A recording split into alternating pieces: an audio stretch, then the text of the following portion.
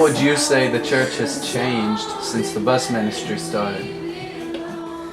How has the church changed? Well, I remember when God called me to first come to Western Valley. I remember that it was as far as attendance, a small church.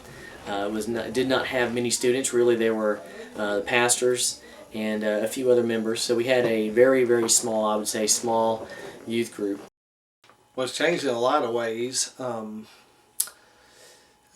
Words come to mind like crazy, chaos, running, things like that, but also fulfilling, blessings, revival come to mind.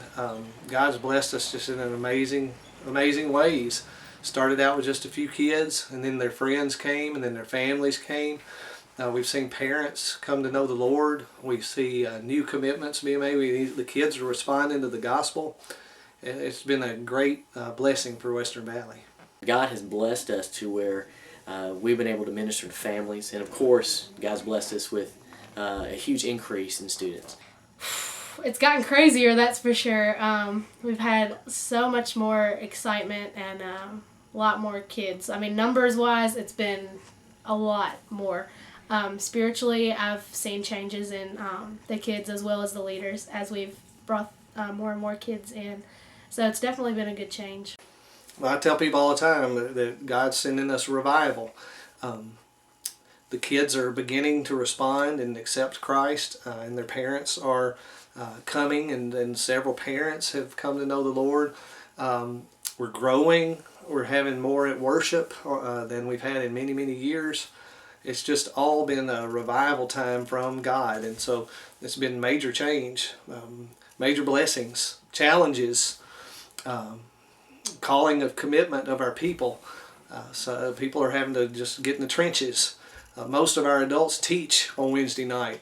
We have a small adult group. We have a huge children's group with all the teachers involved, and it's just been a growing experience. God has been changing lives, and that's what God is supposed to do. Christ is still just as real today as he was when we walked the earth, and that's what we're supposed to be. It's supposed to be about reaching people, sharing the love of Christ with them. I've told folks it's almost like we're in a little mission field. You don't have to go to Africa to find kids that don't know anything about God, don't know anything about Jesus, don't own a Bible, just totally lost. How has being around Christian people impacted your life?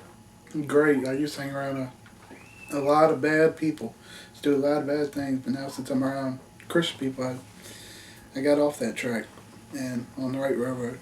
I think when you're around people that act a certain way, you kind of act the same way they do. Like when I was hanging out with people that, weren't Christians, I started to act like them, so this actually has changed me a lot. It's been better because I've gotten more experience to be with the Lord, and I've gotten more of a time to worship Jesus. I've been able to see families be saved, one member at a time. My family's got saved since I've been here, and it's impacted me a lot. How has riding the bus to church changed your life? Good. I've been learning that even though we might go through trials and temptations and stuff, I just know that God is always there to help me through it and to get me through all my past and present. Most of us church folks, we're around church folks, and we are around people who we know and assume understand the concept of God and of eternity and Christ and Christian commitment and such, but it's opened my eyes to here in little Bible Belt, small West Tennessee town, there are lots and lots of people that don't have any of these foundational things. Is it fun coming to church? Yes, a lot. We love Jesus! If you were standing in front of a bunch of people from different churches and they didn't know if they should buy a bus or not, what would you tell them? I would tell them to buy a bus. Why? So they can pick up kids and get them to church. Why? Because maybe some of them don't know Jesus. Why wouldn't they know Jesus? Maybe ain't nobody told them about him. I tell them it'd be a good idea if they would buy. They'd get more people involved into the church and help more people get saved. I think every church should have a bus, and every church should have the